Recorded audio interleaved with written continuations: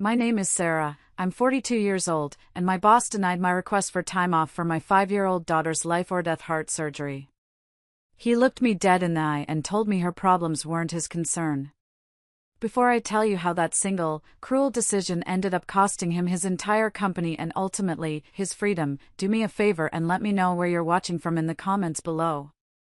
It's always amazing to see how far these stories can reach. It all started on a Tuesday morning. The kind of gray, unremarkable Tuesday that you forget as soon as it's over. Except I'll never forget this one. I was on a mind-numbing conference call, taking notes on autopilot about Q3 logistics, when my personal cell buzzed on the desk. A private number. My stomach clenched. I excused myself from the call, my voice a tight whisper, and stepped into the hallway. "This is Sarah." The voice on the other end was calm, clinical, belonging to a nurse from Dr. Albright's office. But the words she used were pure terror. "Sarah, we've been reviewing Lily's latest echocardiogram results." She paused, and in that silence, I felt the floor drop out from under me. The ventricular septal defect is showing signs of stress. The pressure is increasing. I didn't understand all the medical jargon, but I understood the urgency in her tone. The hole in my daughter's heart, the one we'd been monitoring with bated breath since she was an infant, was no longer stable. "What does that mean?" I asked, my voice barely audible. "It means we need to operate," she said, her professional tone softening with a hint of pity that made it all so much worse. "Not in a few months. Not in a few weeks. We need to schedule her for next week. It's critical, Sarah. Dr. Albright wants to avoid any risk of heart failure." Heart failure. The two words echoed in the empty hallway, sucking all the air from my lungs. Lily. My sweet, vibrant, 5-year-old girl who loved dinosaur chicken nuggets and drawing purple rainbows. Her laughter was the soundtrack to my entire life. The thought of her, so small and impossibly fragile, being wheeled into an operating room, it was a physical pain, sharp and breathtaking. I leaned against the wall for support, my knuckles white as I clutched the phone. "I understand," I mumbled. "Schedule it. Whatever she needs." We confirmed the details in a haze, and I hung up. My hand was trembling so hard I almost dropped the phone. The world was tilting, the distant buzz of my office fading into nothing. At that exact moment, my work phone, which I'd left on my desk, began to buzz incessantly. An email notification. Then another. Then a direct message on the company chat. I walked back to my desk like a zombie and saw the sender's name on the screen, Victor Langford, my boss. The subject line, in his trademark aggressive all caps, urgent, Q3 projections. I clicked it open. The email was short and devoid of any pleasantries. "Sarah, I need the revised quarterly projections on my desk by end of day. The numbers from yesterday were sloppy. Fix them. No excuses. End of day." My world had just been shattered into a million pieces, my daughter was facing emergency heart surgery, and my boss was calling my work sloppy and demanding a spreadsheet. I stared at the screen, at his callous, demanding words, and something inside me, something that had been worn down and compressed under the weight of 8 years of thankless loyalty, just broke. For 8 years, I had been his rock. I had swallowed his arrogance, I had tolerated him stealing my ideas and presenting them as his own in board meetings. I had sacrificed my own time, my own peace of mind, for his company, for his success, more times than I could ever count. I remembered the searing guilt of missing Lily's first preschool play because Victor had messed up a client proposal and I had to stay up all night rewriting it from scratch. I remembered canceling my own birthday dinner with my parents because he demanded a last-minute report. My own divorce had been made 10 times more stressful because of the work he piled on, leaving me no emotional energy to deal with my own life, let alone the custody arrangements. I had put this job, this man's ambition, ahead of my own life. But I would not, could not, put it ahead of my daughter's. Not now. Not ever. I had suffered enough. 8 years of loyalty was about to burn to the ground. Today. I stood up, my chair scraping harshly against the floor. The sound made a few heads pop up over the cubicle walls. I didn't grab my purse. I didn't log out of my computer. I just walked.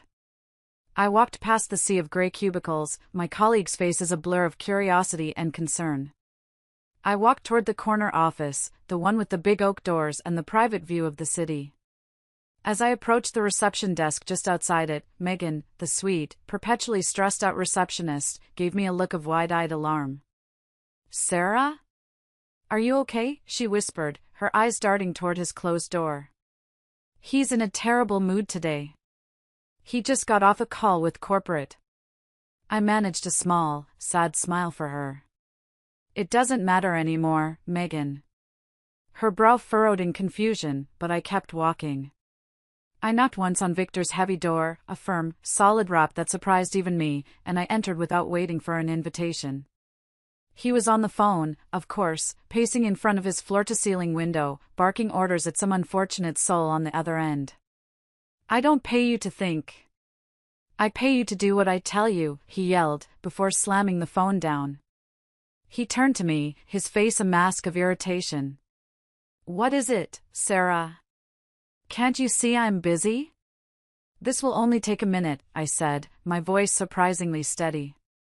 I held out the official hospital letter I had printed with shaking hands just moments before. He didn't take it. "Victor, I need to take some time off. My daughter, Lily, she needs emergency heart surgery next week." He didn't even glance at the letter in my hand.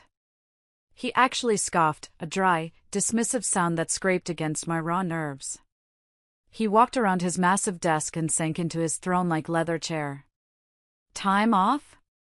Now? Sarah, did you not just read my email? We're in the middle of closing the quarter. We have a board meeting in 2 weeks. It's a critical time for the company." The casual way he dismissed my personal crisis felt like a slap in the face. "It's critical for my daughter's life," I repeated, my words catching in my throat. I could feel the heat rising in my cheeks. "This isn't a vacation, Victor. This is a life-or-death situation."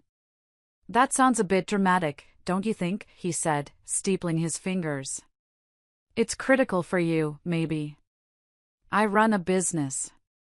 Your personal problems are not my concern." His words hung in the air, cold and sharp. And in that moment, a flashback hit me with the force of a physical blow. I wasn't in his office anymore. I was seeing the video my mom sent me of Lily's preschool play. She was dressed as a little sunflower, looking out at the audience, her face falling slightly when she couldn't find me in the crowd. I had been stuck in the office until 10 p.m. that night, salvaging a multi-million-dollar account after Victor had insulted a client's wife at a dinner. I had saved his career that night, and I had missed seeing my daughter shine. He never even said thank you. He just took the credit, and the bonus that came with it. That bonus could have fully funded Lily's college fund. My own salary had barely budged in 3 years. I was pulled back to the present by the smug look on his face. The fury that had been simmering inside me for years finally boiled over. "Victor, I have worked for you for 8 years, I said, my voice low and shaking with a controlled rage. I have never taken a sick day I didn't earn. I have worked weekends, holidays. I have built the relationships with our biggest clients. I have covered your mistakes. I have never asked for anything. I am asking you now. Please." For a flicker of a second, I thought I saw a glimmer of humanity in his eyes. I was wrong. It was just the reflection of his expensive watch. A smirk curled his lips. "You think you're irreplaceable, Sarah? Is that it?" he sneered. "Let me be clear. You want the time off, you can have it. But don't expect your job, or your desk, to be here when you get back." It wasn't a choice. It was an execution. My daughter's life, or the job I needed to support her. The sheer, brutal absurdity of it was staggering. And in that moment, all my fear, all my desperation, vanished. It was replaced by a cold, hard clarity I hadn't felt in years. "I see," I said softly. I reached into my wallet, pulled out my company ID, and placed it gently on the polished surface of his desk. I added my office key next to it. The metallic clink was the only sound in the room. He stared at the items, then back at my face, his arrogant smirk finally faltering. "What is this?" "I resign," I said, my voice clear and strong. "Effective immediately." I turned my back on him without waiting for a response. I walked out of his office, head held high. As I passed Chloe, his young assistant who was often the target of his foul moods, I saw her staring at me, her mouth slightly agape, a file clutched to her chest. I met her gaze and gave her a tiny, almost imperceptible nod. It was a silent acknowledgement, a passing of a baton I didn't even know I was carrying. Then I walked through the office, past the stunned faces of my colleagues, and out the main glass doors of Langford Enterprises for the last time.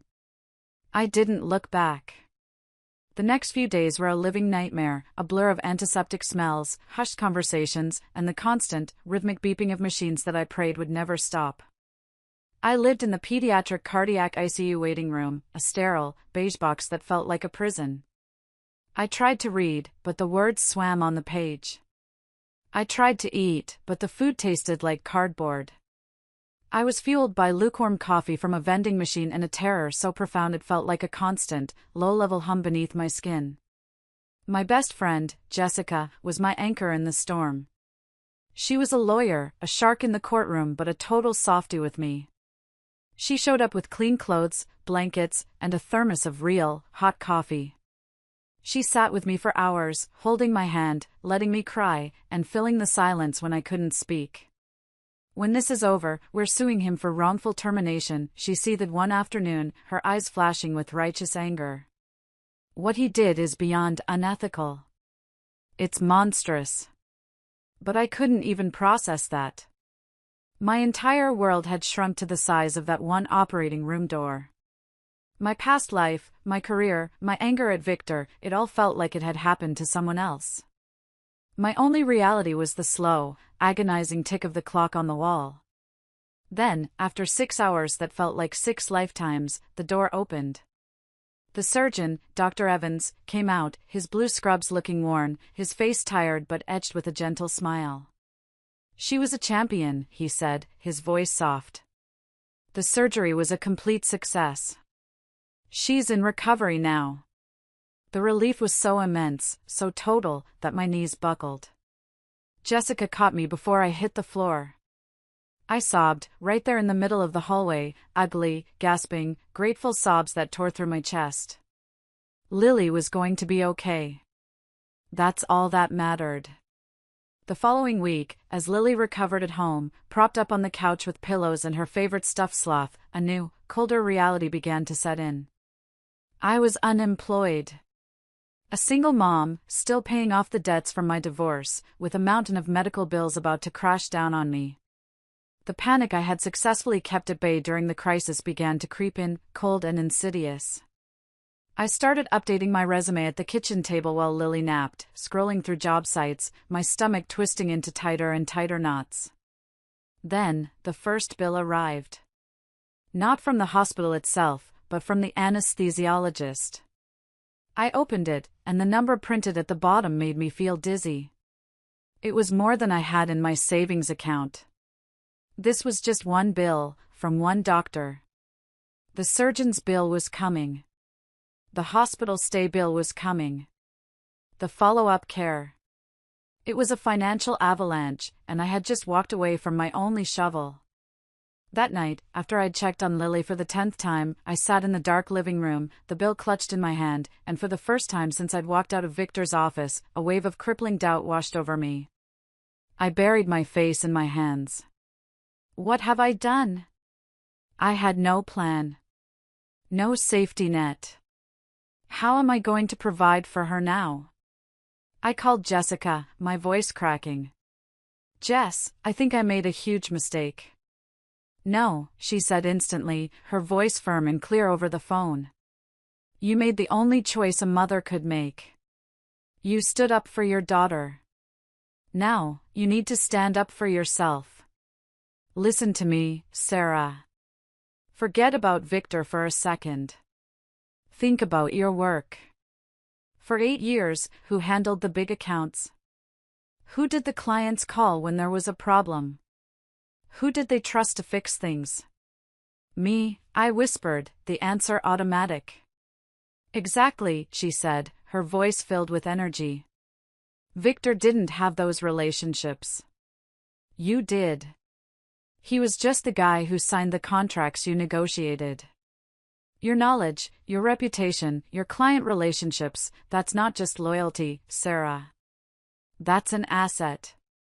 That's your leverage. Her words were like a splash of cold water.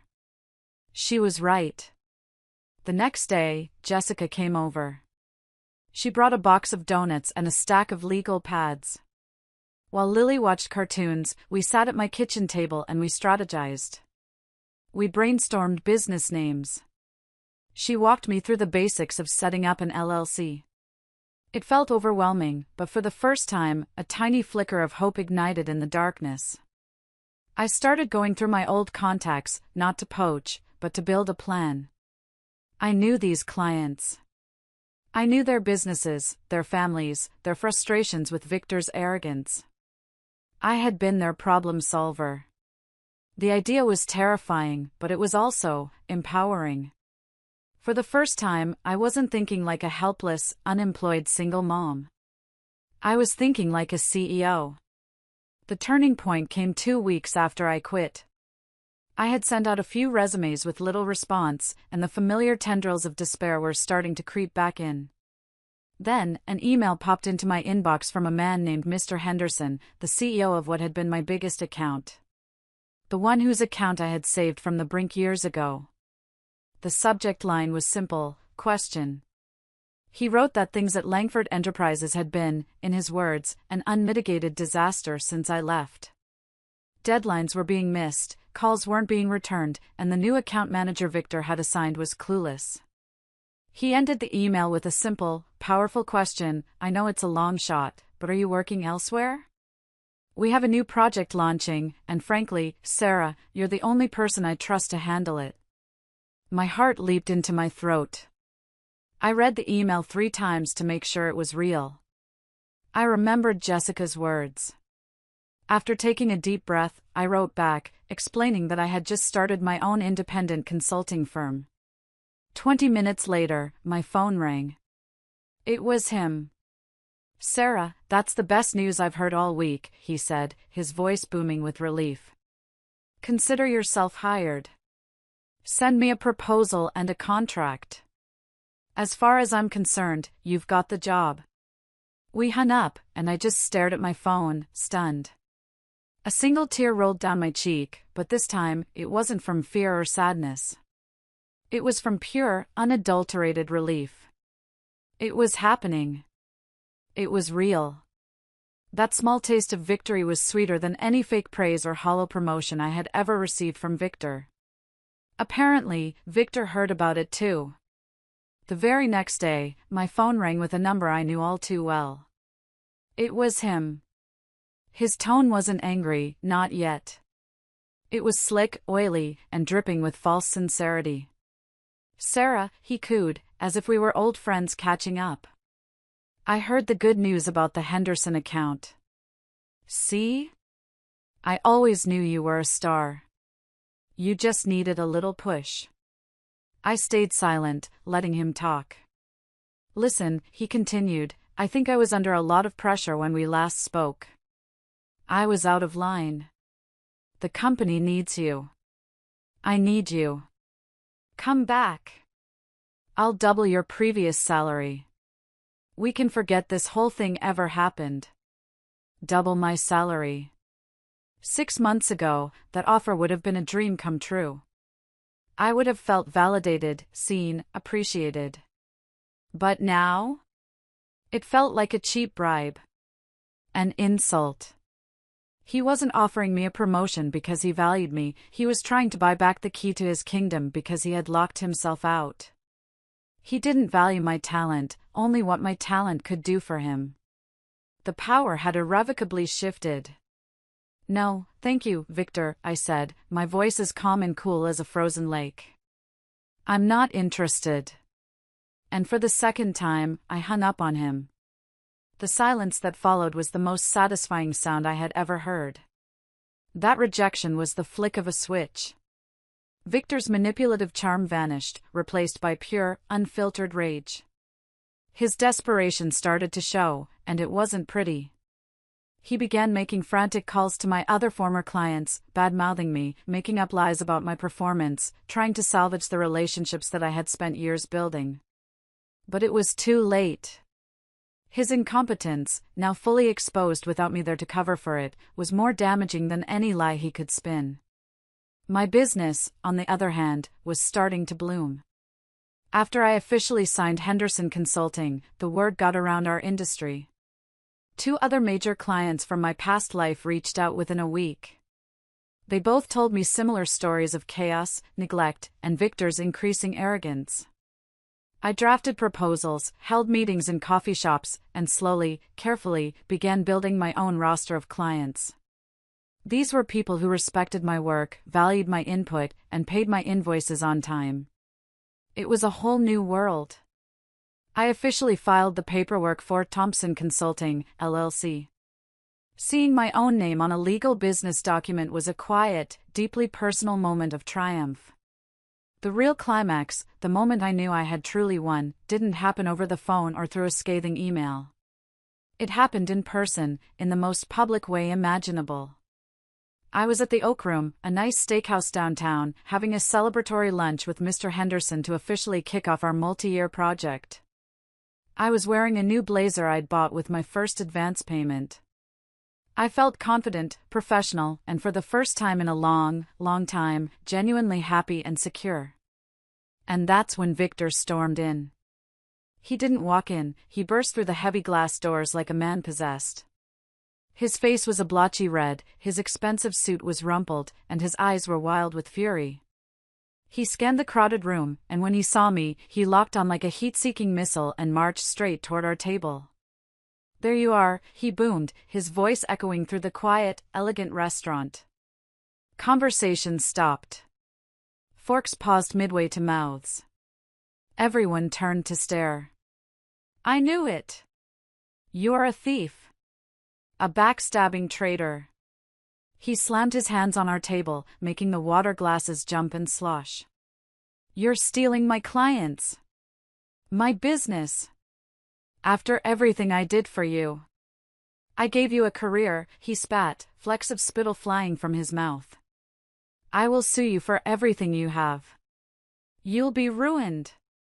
You and your little girl. You'll never work in this town again." I was frozen, completely mortified, my face burning with humiliation. All the old fear, the feeling of being small and powerless in his suffocating presence, came rushing back with a vengeance. I felt like the same scared employee, trapped in his office. I opened my mouth to say something, anything, but no words came out. But then I looked at Mr. Henderson. He hadn't flinched. He was calmly, deliberately folding his cloth napkin and placing it on the table. His expression was one of utter disdain. He looked up at Victor, his voice low but carrying an authority that sliced through Victor's hysterical rant like a surgeon's scalpel. "Mr. Langford," he said clearly, his gaze like ice.